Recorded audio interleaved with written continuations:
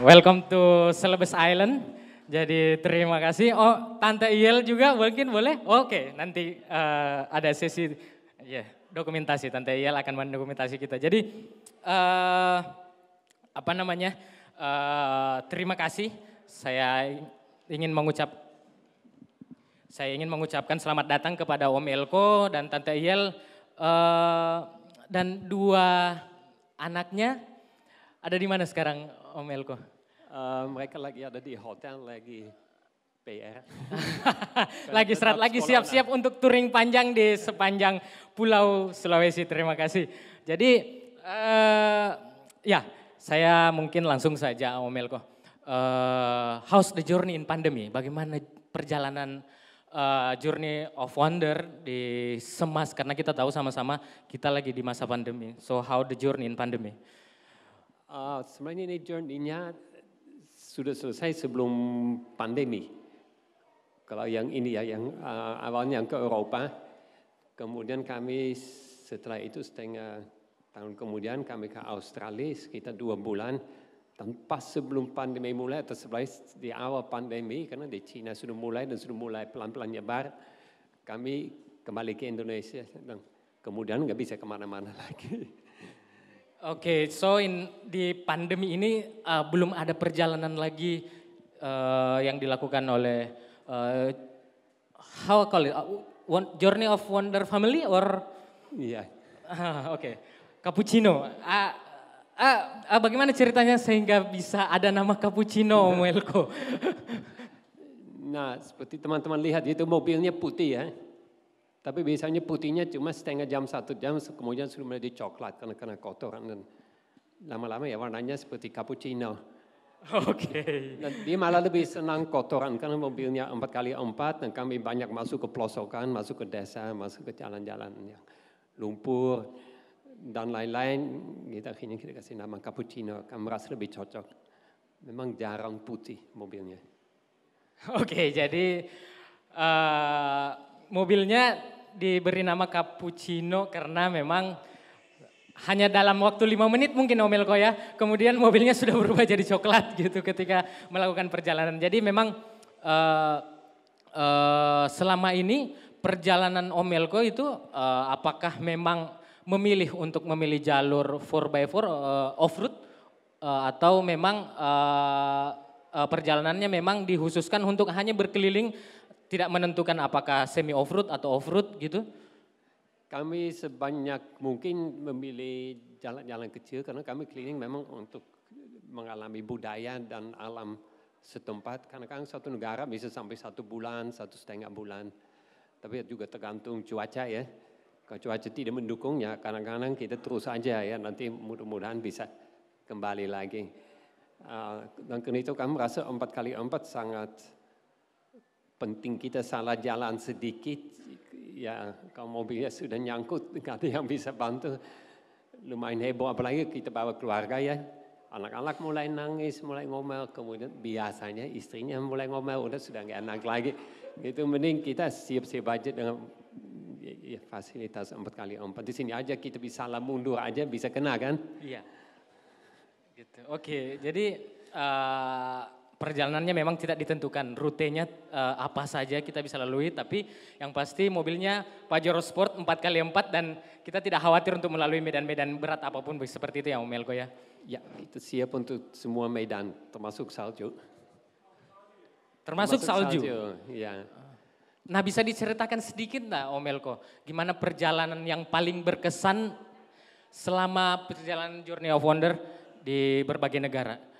Sebenarnya dari segi alam ya, dan bawa mobil, Tajikistan itu paling menarik. Itu dia punya salah satu jalan yang tertinggi di dunia dan sebagian besar belum diaspal, berarti kerikil, ada batu-batu yang gede, banyak longsor dan lain-lain. Pegunungannya tinggi, titik paling tinggi 5.500 meter. Wow. Dan itu perjalanannya sekitar 7-8 hari. Kita nggak ketemu banyak mobil, karena kan sehari 10 mobil. Pernah 3 hari kita tidak ketemu mobil sama sekali.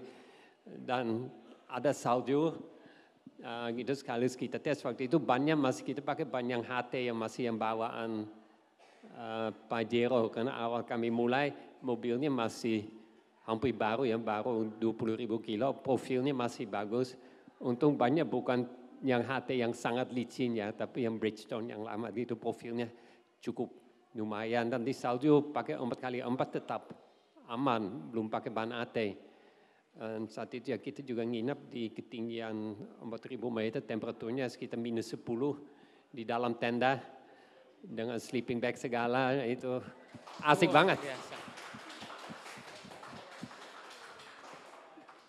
Cuma pagi-pagi istri saya mau ambil wudhu, airnya beku, ngomel, dingin nggak bisa ambil air pula.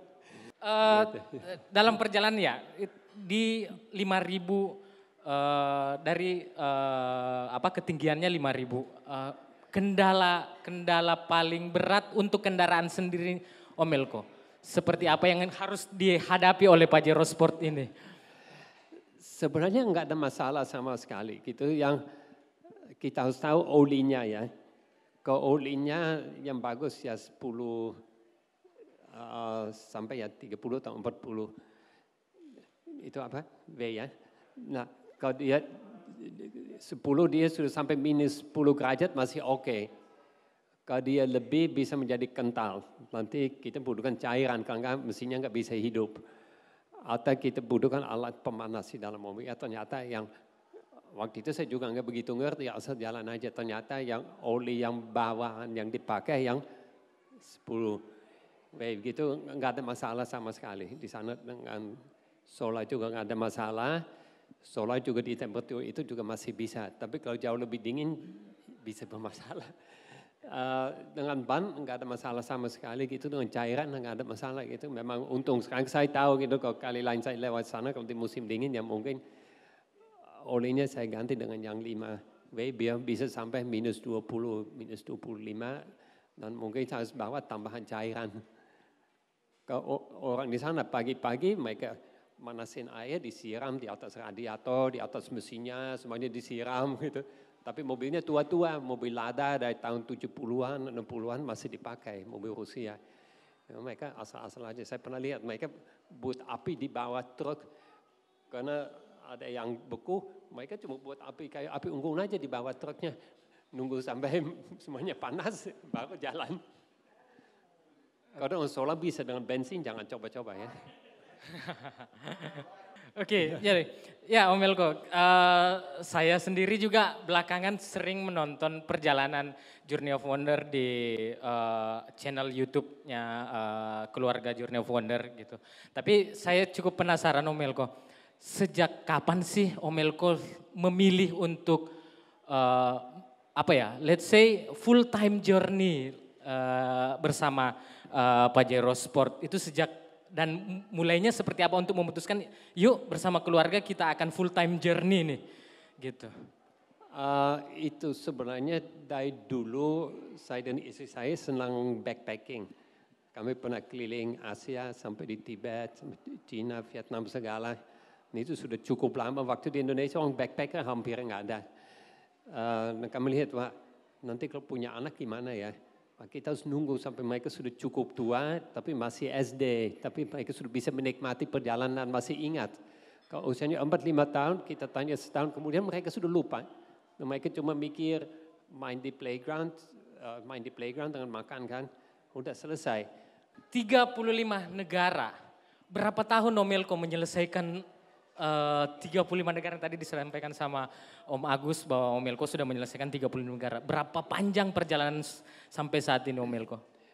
Waktu itu sekitar 70.000 kilometer totalnya. 70.000 kilometer, hampir 1 tahun. Sebenarnya dari segi waktu terlalu cepat menurut saya ya. Kita mau lihat satu negara, kalau negara yang kecil ya minimal seminggu 10 hari. Untuk lihat bagian-bagian yang menarik, lihat budayanya segala. Cuma waktu itu karena musim, sebagian perjalanan juga di musim dingin, beberapa negara ya kita cepat aja karena susah untuk camping, penginapan juga banyak yang tutup kecuali di kota, gitu karena agak lebih cepat. Tapi kalau ada kesempatan ya kita kembali lagi, pasti banyak negara yang kita akan habiskan waktu jauh lebih lama. Oke, jadi cukup cepat ya Om Elko ya waktunya yang digunakan untuk di setiap negara gitu. Tadi sudah diceritakan juga yang paling berkesan itu Tajikistan ya dengan ketinggian 5.000 km. Tapi yang paling cepat terselesaikan itu negara mana? Karena kita tahu medannya pasti berbeda-beda Om Elko. Gitu. Perjalanan yang paling mudah lah anggaplah yang Om Elko lalui di berbagai negara itu Semuanya kalau di Eropa banyak negara kecil dan ada misalnya Macedonia, kalau kita dari Yunani ke Albania, kita harus lewat Macedonia tapi itu cuma beberapa kilometer. Kita cuma masuk 3 kilometer keluar lagi. Oh, oke. Ada negara yang cuman beberapa kilometer udah pindah ya Om Elko ya. Sudah pindah lagi dan itu kita pernah satu hari 3 negara kita lewat karena mereka agak memanjang ya kita melintang sudah lewat. Tapi di Eropa beberapa negara yang sangat kecil seperti San Marino. Oh ya San Marino. San Marino, Liechtenstein, Andorra itu kecil sekali 1-2 hari muter sudah lihat semua. Tapi memang sebelum melakukan perjalanan Om Elko apakah sudah menentukan rutenya, maps-nya ataukah memang Om Elko jalan dan kemudian di dalam perjalanan kemudian menentukan akan belok kemana ataukah akan mengarah kemana gitu? Secara kasar kamu sudah menentukan arahnya dan tujuannya kemana, tapi sambil jalan tiba-tiba, kayak itu jalannya asik, udah belok. Kita lihat aja. Nah itu susah kalau jalan dengan rombongan, kita belok yang lain kemana, kita kemana kan, tiba-tiba sinyalnya hilang lebih bingung lagi. Kan itu kami jalan sendiri aja, kadang-kadang sudah pusing kan masalah dengan Google. Tapi kita lihat jalannya, kayaknya bagus untuk kita sebelumnya secara teori kita sudah setting di peta kita lihat, kayaknya di situ ada pantai yang menarik atau ada tempat yang tinggi ya, kalau kita punya peta yang satelit atau apa, kayaknya di sana bagus, ada jalan, ya udah kita coba aja. Dan itu tidak dikawal sama sekali. Let's say teman-teman Pajero biasanya kalau touring POC itu ada yang kawal ya, entah itu ada apa ya istilahnya yang mobil paling belakang itu apa ya? Sweeper. Tidak ada sweeper sama sekali selama perjalanannya Om Elko. Kami cuma jalan sendiri gitu. Wow. Kami bisa aja tiba-tiba berhenti, mau foto, mau apa, jalan kaki ke bawah, pemandangannya kayaknya lebih bagus di sana. Ya udah kita habiskan setengah jam di satu tempat. Kemudian jalan lagi ya karena rencananya sampai di kota yang berikut, tapi nggak sampai-sampai gitu. Begitu perencanaan harus sangat fleksibel. Kita ketemu penduduk setempat, mungkin diajak makan, diajak nginap, atau dibilang, ini bagus banget di sana, ya diajak jalan. Ya kita harus fleksibel. Jalan seperti ini. Ya itu tadi saya kembali, tidak ada sweeper, tidak ada pengawalan bermodalkan satelit mungkin. Tapi pasti ada kekhawatiran mungkin Om Elko, Tante Iel dalam perjalanan. Apa yang paling dikhawatirkan sebenarnya sih Om Elko dalam perjalanan panjang seperti itu? Sebenarnya kita satu sisi kita khawatir tentang kerusakan di mobil itu sudah pasti.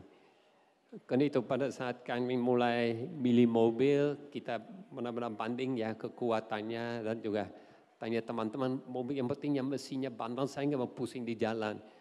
Apalagi Tante Yel juga bilang kalau mobil tua kayak Land Cruiser bagus banget ya apalagi yang tahun 70-an tahun 80-an kan. Bagus kalau dibangun mantap banget. Tapi saya takut nanti masuk keluar bengkel spare partnya nggak ada, mogok di sini, mogok di sana, apalagi dan anak-anak. Kita mau mobil yang baru gitu, akhirnya kita banding yang mobil yang kelas yang sejenisnya, yang maksimal 2.500 cc, selain tidak terlalu boros ya, enteng, tapi kita butuhkan 4x4, torque-nya bagus, horsepower-nya juga bagus, nyaman di dalam, itu sangat penting.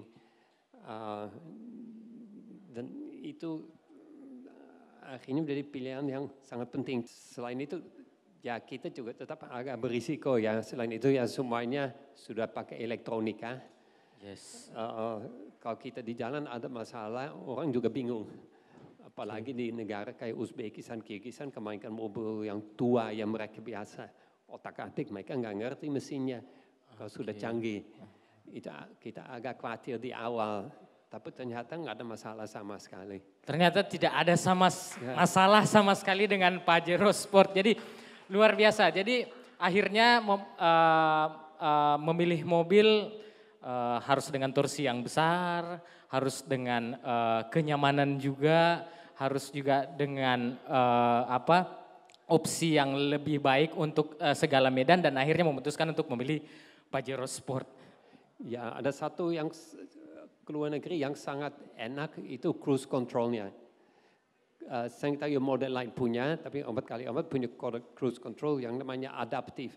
Dia akan menyesuaikan, kita sudah setting misalnya 100 km per jam, kalau mobil di depan kita mengurangi kecepatan ke 90-80, dia akan menyesuaikan kecepatan. Tapi kalau mobil di depan akan lebih cepat lagi, misalnya dia naik lagi ke 100, dia akan otomatis menyesuaikan. Nah, karena di luar negeri banyak jalan tol. Dan karena ya kita capek, kita sambil ngobrol, sambil ngapain, kita nggak terlalu memperhatikan jalannya, mobilnya akan otomatis menyesuaikan, kita merasa lebih tenang. Lebih safety ya. Untuk safety-nya itu bagus. Memang sampai kita biasa menggunakannya ya butuhkan waktu sedikit, ya butuhkan jalannya cukup panjang untuk otak-atik tombolnya. Selain itu ada heatingnya. Temperatur AC bisa dinaikin sampai 32 derajat atau panas gitu. Kalau kita di pegunungan dinyalain sebentar mobilnya langsung hangat. Nah waktu di ketinggian tinggi itu luar biasa.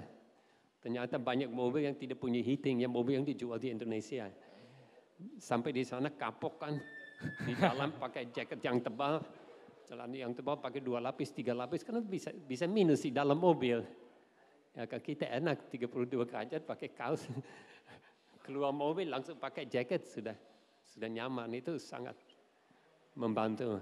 Membantu ya. Luar biasa, jadi memang fitur yang ada di Pajero Sport sudah sangat membantu Om Elko dan Tante Yel dan tentunya keluarga juga dalam melakukan perjalanan di segala medan. Nah menarik Om Elko karena anak Om Elko, boleh tahu siapa namanya Om Elko? 2 anaknya Om Elko? Ranesha dan Tio. Nah sedikit mengenai perjalanan keluarga Om Elko.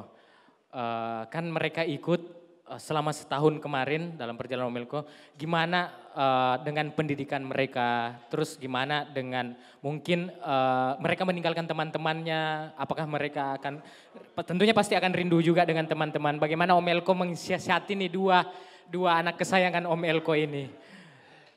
Memang di awal asik-asik aja karena banyak bisa dilihat, tapi untuk sekolah kami pakai sekolah online saat itu gitu. Selain kita beli buku-buku di Indonesia gitu terus tumpukan segini buku untuk baca matematika, bahasa Inggris segala, dan kami minta izin dengan kepala sekolah. Nah kepala sekolah bilang, wah ini pengalaman yang luar biasa, daripada kamu di sekolah mending kamu jalan lebih bagus. Luar biasa.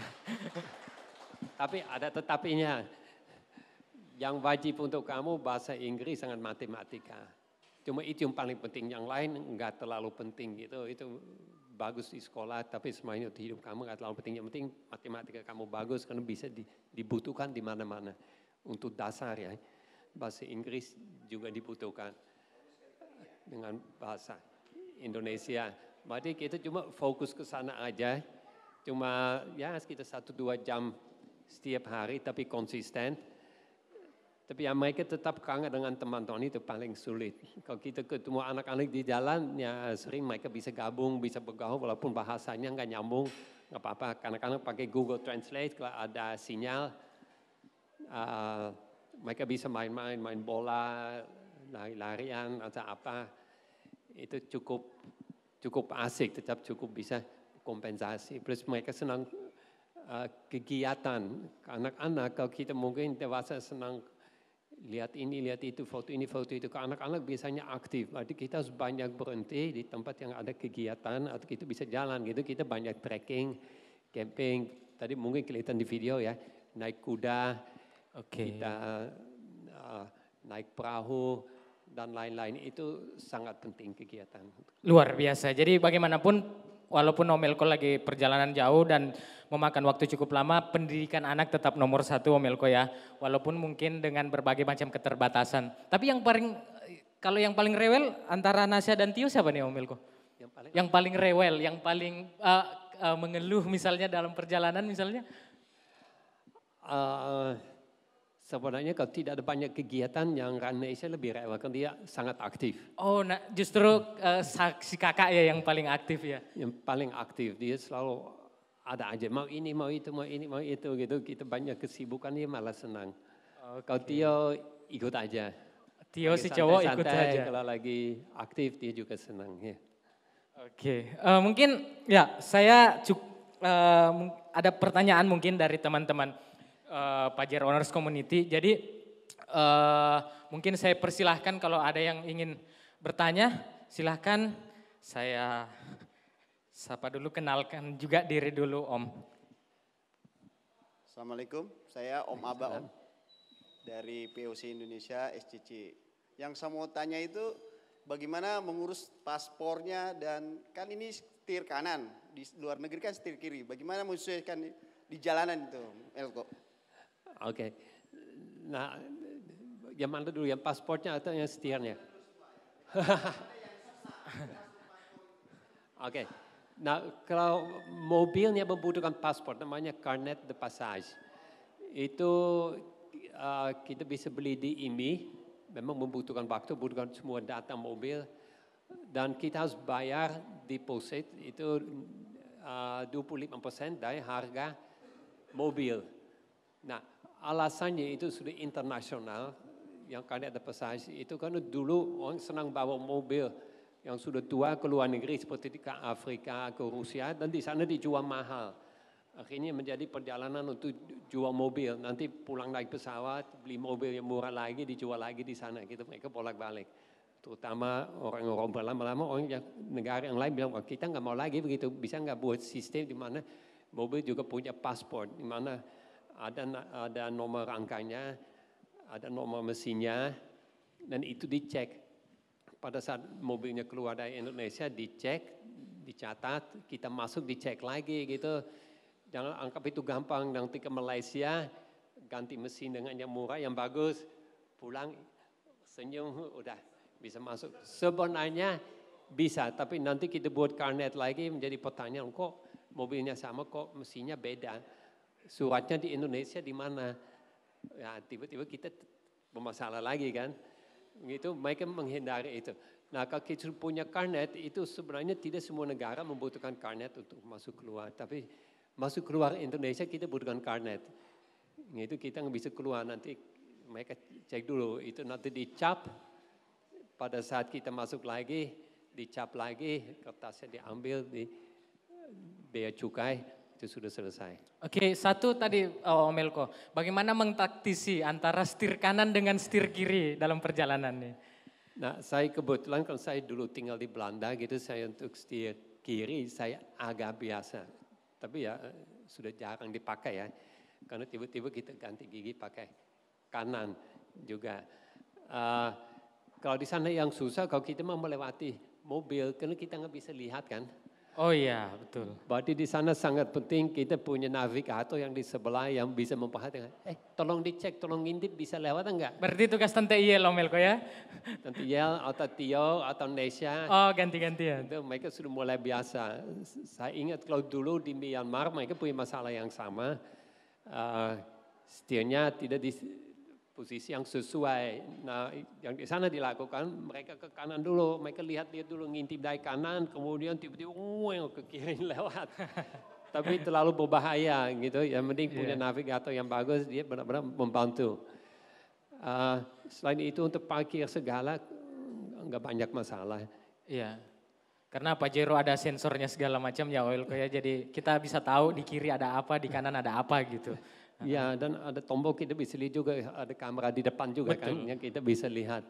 Itu sangat membantu. Jadi itu memang lengkap ya fitur yang tersedia saat ini. Mungkin masih ada dari teman-teman POC? Om Raffi? Baik, terima kasih. Assalamualaikum warahmatullahi wabarakatuh, selamat siang. Pertanyaannya pertama tadi sempat dikatakan bahwa waktu di ketinggian 5.000 itu Tante Il agak susah untuk wudhu ya, artinya Tante Muslim ya. Bagaimana dengan makanan-makanan di negara-negara yang dilewati? Karena kan mungkin nggak semua itu halal ya buat umat Muslim. Terus yang kedua, kalau bisa sharing ini buat pengalaman teman-teman juga yang rencananya memang ada niat untuk touring keluar. Kira-kira kita perlu bawa anggaran berapa sih budget kalau misalnya untuk ke satu negara atau mungkin seperti yang Tante dan Om lakukan. Terima kasih. Assalamualaikum warahmatullahi wabarakatuh. Oke, kalau makanan mungkin kalau di keluarga kami biasa makan apa aja kecuali babi. Mau makanan Eropa oke, mau makanan Asia oke, kita banyak coba resep-resep mau dari Italia, mau dari mana aja. Yang penting kita harus terbuka untuk makanan, kalau nggak kita pusing di mana-mana cari nasi dan itu nggak selalu gampang. Misalnya Iran memang beras mereka punya, tapi yang utama yang mereka makan itu roti. Rotinya jenisnya macam-macam. Pagi-pagi kita ke tempat yang buat roti itu sudah langsung dari oven, orang ambil ditenteng pulang untuk makan pagi, masih hangat. Nah itu kebiasaan mereka, begitu ya kita menyesuaikan pagi-pagi ya kita cari roti juga. Yang jenis yang ada di tempat itu, karena ada beberapa jenis yang berbeda. Nah itu malah keasikan yang bagian di perjalanan, makanan yang lokal. Sayang itu kita lewatin, itu bagian dari budaya juga ya. Kita menikmati aja.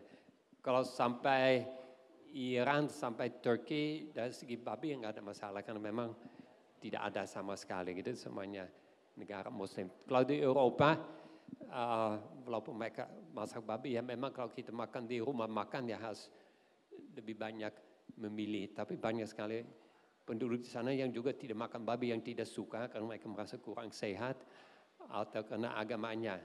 Dua-duanya ada. Begitu juga kalau di supermarket ya tinggal kita lihat. Oke. Jadi memang kuliner lokal itu bagian dari perjalanan ya Om Elko ya? Iya.